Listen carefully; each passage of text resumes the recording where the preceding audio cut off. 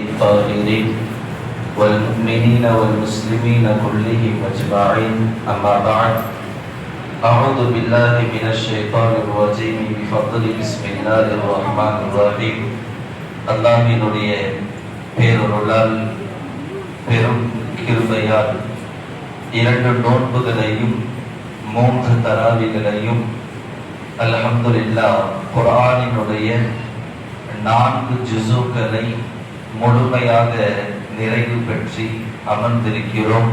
அல்லாஹ் நம் அனைவரின் மீதும் அவனுடைய ரஹ்மத்தான மழையை பொழிய செய்வானாக என்ற நல்ல துஆவுடன் என்று ஓதப்பட்ட 1.5 ஜுஸுவினுடைய சாராம்சம், குறிப்பாக இன்று பேசப்பட்ட வசனங்கள் நிறைய தான தர்மங்களை பற்றி பேசப்பட்ட வசனங்கள் நிறைய. 4வது ஜுஸுவினுடைய ஆரம்ப ஆயத்து லன் தனாலுல் பிர்ர ஹத்தா துன்ஃபிகு மிம்மா துஹிப்பூன். ஒரு மனிதன், ஒரு நபர் நலவை பெற்றுக் கொள்ள மாட்டான். லன் தனாலுல் பிர்ர, நலவை பெற்றுக் கொள்ள மாட்டான். ஹத்தா துன்ஃபிகு, செலவு செய்யாத வரை பெற்றுக் கொள்ள மாட்டான். செலவு செய்ய வேண்டும், தான தர்மம் செய்ய வேண்டும். எதை தான தர்மம் செய்யணும்? மிம்மா துஹிப்பூன், அவனுக்கு எந்த ஒன்று பிடிக்குமோ அதை அவன் தான தர்மம் செய்ய வேண்டும். இன்னைக்கெல்லாம் தர்மம் எப்படின்னா மேல் மிச்சமா போச்சு. யூஸ் பண்ணதை தாண்டி மேல் மிச்சமா இருப்பது கொடுப்பதற்கு பேர் அல்ல தர்மம். நாம் வைத்திருக்கின்ற ஒன்று, நமக்கு பிரியமான ஒன்றை கொடுப்பதுதான் தர்மம். நபி ஸல்லல்லாஹு அலைஹி வஸல்லம் ஹதீஸில் சொல்லுவாங்க, லா யுமினு அஹதுக்கும் ஹத்தா யுஹிப்ப லி அஹீஹி. ஒரு முஃமின் உண்மையான பரிபூர்ணமான முஃமினாக ஆக மாட்டான் எதுவரை பிற மனிதனுக்கு விரும்புற வரை. எதை விரும்பணும்? மிம்மா துஹிப்பூன். அல்லாஹ் குர்ஆன்ல சொன்னாங்க, உங்களுக்கு பிடிச்ச ஒண்ணு. அதுதான் ஸல்லல்லாஹு அலைஹி வஸல்லம் சொன்னாங்க, லா யுமினு அஹதுக்கும் ஹத்தா யுஹிப்ப லி அஹீஹி மா யுஹிப்பு லி நஃப்ஸிஹி. எனக்கு நான் என்னத்தை விரும்புவேனோ, நமக்கு எது பிரியமானதா இருக்குதோ அதை மற்ற சகோதரருக்கு நாம் கொடுக்கின்றோம் தெரியுமா, நாம் விரும்புகின்றோம் தெரியுமா. கொடுக்காத வரை, விரும்பாத வரை உண்மையான முஃமினாக, முஸ்லிமாக நம்மால் ஆக முடியாது. இப்ப தான தர்மம் எடுத்துட்டாவே அதுக்குன்னு தனி செக்ஷன். ஜகாத்தை எடுத்துப்போமே, எல்லா கடைகளையும் போன தனி செக்ஷனா ஜகாத்துடைய ஆடை, ஜகாத்துடைய பொருள். மேல்மிச்சமாக கொடுப்பது அல்ல, நமக்கு விரும்பான ஒன்று கொடுப்பது அல்ல. நாம் எதனை பயன்படுத்துகின்றோமோ அதனை மற்றவர்களுக்கு, ஏழைகளுக்கு, இயலாதவர்களுக்கு கொடுப்பதற்கு பேர் தான் ஜகாத் அப்படின்னு சொல்லுவோம். நம்ம யூஸ் பண்ணவே மாட்டோம், அதெல்லாம் தொடவே மாட்டோம். இப்போ உதாரணத்துக்கு சொல்ல, நம்ம வீட்டுல ஒரு 60 ரூபாய் 70 ரூபாய்க்கு அரிசியில் பொங்க வச்சு சாப்பிடுறோம்னா அதே அரிசியை கொடுப்பதுதான் தான தர்மம். வெளியே கொடுக்கணும் என்பதற்காக வேண்டி கம்மி காஸ்ட்ல ஒரு, அதை விட ஒரு லோ பட்ஜெட்ல வாங்கி கொடுப்பது என்பது உண்மையான ஜக்காத்து கிடையாது. உண்மையான துணி நம்ம எதுவும் போடுவோம், எந்த குவாலிட்டியில நம்ம போடுவோம். ஆனா 10 பேர் கொடுப்பதை 4 பேர் கொடுத்துட்டு போவோமே. 10 பேருக்கு நான் கொடுத்துட்டேன்னு சொல்லி என்ன பேர் ஆக போகுது? 4 பேர் கொடுத்துட்டு போவோமே. நம்ம எந்த ஆடையை உடுத்துவோமோ, நம்ம எந்த சாப்பாடை சாப்பிடுவோமோ, நம்ம எந்த பொருளை விரும்புவோமோ அதை மற்றவர்களுக்கு கொடுப்பதற்கு பேர் தான் உண்மையான தானம், உண்மையான தர்மம், உண்மையான ஜகாத். இதை குர்ஆன் தெரிவுபடுத்துகின்றது. லன் தனாலுல் பிர்ர ஹத்தா துன்ஃபிகு மிம்மா துஹிப்பூன். உமக்கு பிடித்த ஒன்றை நீ மற்றவர்களுக்கு கொடுக்காத வரை நலவை பெற்றுக் கொள்ள மாட்டாய். இந்த ஆயத்தை நபி ஸல்லல்லாஹு அலைஹி வஸல்லம் அவங்களுக்கு இறங்குது. சஹாபிகளுக்கு ஓதி காட்டுறாங்க ஸல்லல்லாஹு அலைஹி வஸல்லம். உண்மையான முஸ்லிம் யாருன்னா, உண்மையா நலவை பெற்றவர் யாருன்னா, தனக்கு எது பிடிக்குமோ மற்றவருக்கு கொடுக்கணும். இதுதான் உண்மையான முஃமினுக்கு, உண்மையான தான தர்மத்துக்கு அழகு. அபூ தல்ஹா ரலியல்லாஹு அன்ஹு கேட்டாங்க. அபூ தல்ஹா ஒரு சஹாபி, நபி தோழர். இந்த உலகத்துல ஆக பிடித்தமான அவருக்கு எதை எதுன்னு சொன்ன பைரோஹா தோட்டமா, இந்த தோட்டம் ஒண்ணு இருந்துச்சு. அபூ தல்ஹாவுக்கு சொந்தமான பைரோஹா தோட்டம். எப்பவுமே அபூ தல்ஹாவை தேடி போனோம்னா பைரோஹால போனா கிடைப்பாரு. அந்த தோட்டத்துல போன, தோட்டத்துக்கு பேர் பைரோஹா. அந்த தோட்டத்துல போனா கிடைப்பாரு. ஒன்று பள்ளியாசல் இருப்பாரு, பள்ளியில இல்ல தேடி போனோம். அபூ தல்ஹா எங்க? புலோஃபில் பைரோஹா. அவர் பைரோஹா தோட்டத்துல தான் இருப்பாரு, வேற எங்கேயும் இருக்க மாட்டாரு. மஸ்ஜித் எப்படி மன விருப்பமானதோ, மனம் மகிழ்ச்சியோடு இருப்பாரு, அப்படி அவர் அந்த தோட்டத்திலே இருப்பாரு.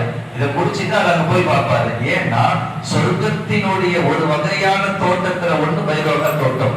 சொர்க்கத்தினுடைய தோட்டத்தினுடைய வெரைட்டிஸ், அதனுடைய மாடலேஷன் எப்படி இருக்குமோ அஜுமரா போறவங்க பார்த்திருப்பாங்க. பைரவ தோட்டம் அப்படி இருக்கும்.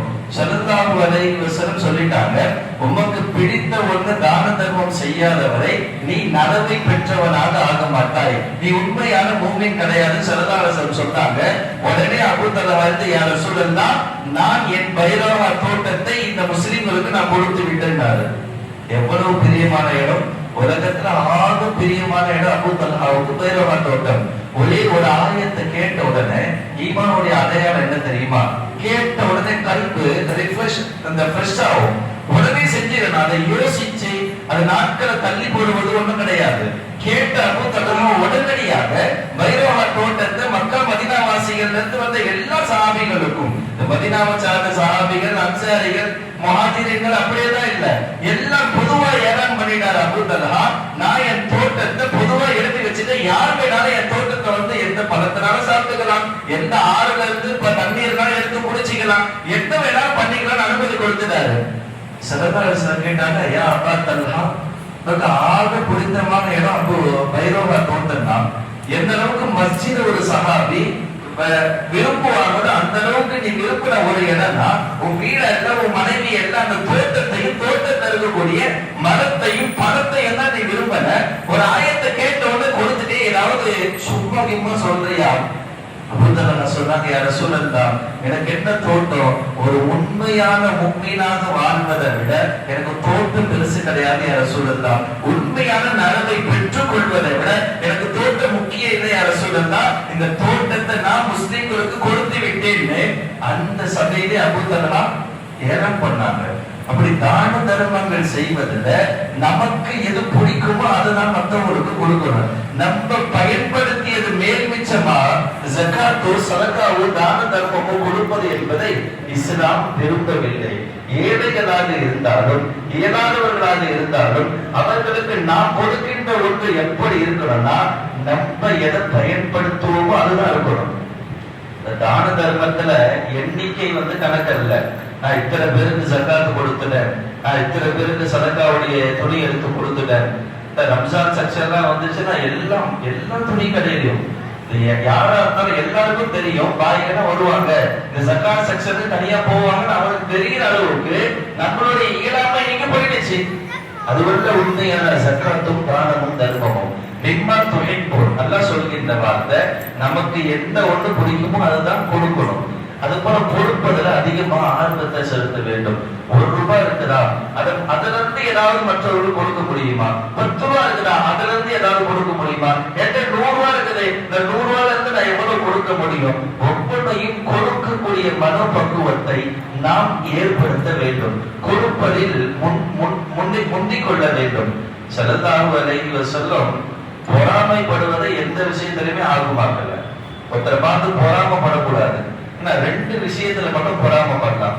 ஒருத்தர் நல்லா குர்ஆன் ஓதுறாரு, நல்லா படிக்கிறாரு, ஒரு படிக்கக்கூடிய மாணவர், அவன் மட்டும் ஃபர்ஸ்ட் ரேங்க் எடுக்கிறானே, நானும் ஃபர்ஸ்ட் ரேங்க் எடுக்கிறேன், நானும் நல்லா படிப்பேன் அப்படின்னு பொறாமப்படலாம். அதுக்கு நான் அவன் விளங்காம போனோம்னு நினைக்க கூடாது. அவனை விட நான் நல்லா படிப்பேன் என்று போட்டி போடலாம் படிப்புல. இரண்டாவது விஷயம், மாலா, அல்லாஹ் ஒரு சிலருக்கு பண வசதியை, பொருளாதாரத்தை அதிகமாக கொடுத்திருப்பான். அவன் அந்த பொருளாதாரத்தை நல்ல விஷயத்தில் தான தர்மம் செய்யலாம். அதை பார்த்து பொறாமப்படணும். ஏன் அல்லாஹ் அவனுக்கு மட்டும் சொத்து நிறைய கொடுக்கிறான்னு பொறாமப்படக்கூடாது.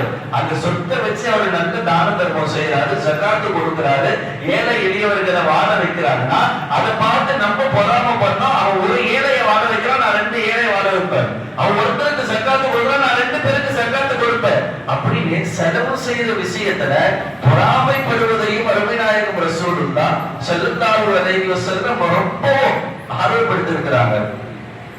எந்த போட்டி எடுத்தாலும் சஹாபிகளுக்கு மத்தியிலையும் போட்டி இருக்கும். அதுல குறிப்பா அபூபக்கர் ரலியல்லாஹுக்கும் உமர் ரலியல்லாஹுக்கும் மத்தியில எப்பவுமே போட்டிகள் நிறைந்தே இருக்கும். எப்ப எந்த விஷயத்தில் எடுத்தாலும் அபூபக்கர் முந்திடுவார்.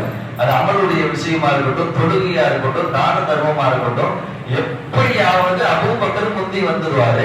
அபூபக்கரின் மீது உமர் ரலியல்லாஹுக்கு எப்பவுமே பொறாமை. அமல்ல எப்படியாவது அபூபக்கர் ஒரு நாளாவது மிஞ்சிடணும்.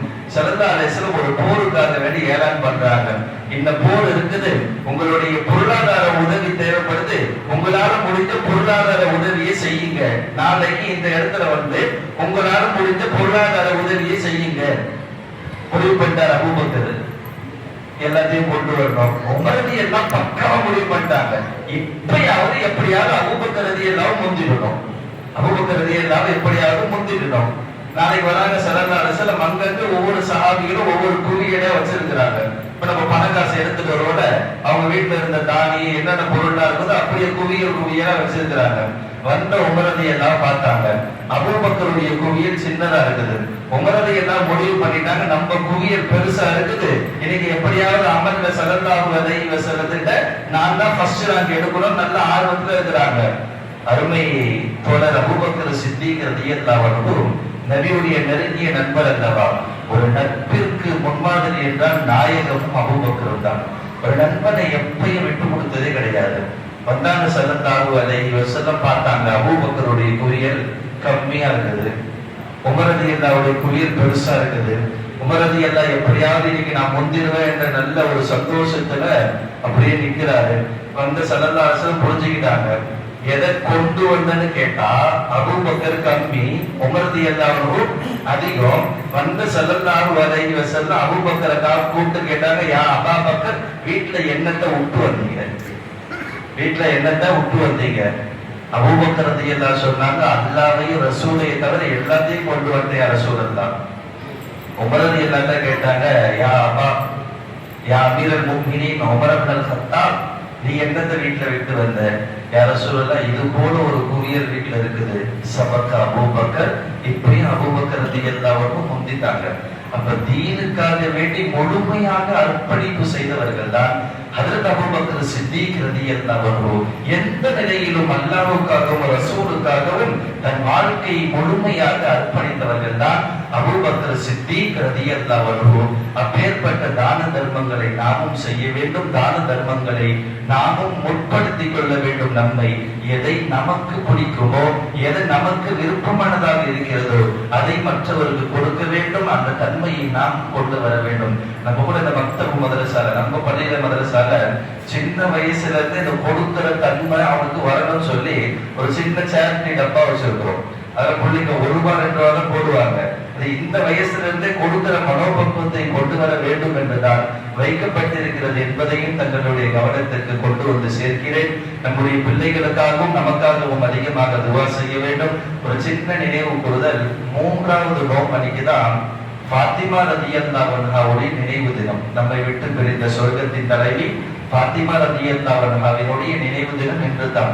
எந்த அளவுக்கு ஃபாத்திமான்னு ஸல்லல்லாஹு அலைஹி வஸல்லமுடைய ஜிஸாத்தும் மின் ரசூல், ரசூலுடைய ஒரு ஈரனுடைய ஒரு துண்டுவாங்க ஃபாத்திமா அம்மா.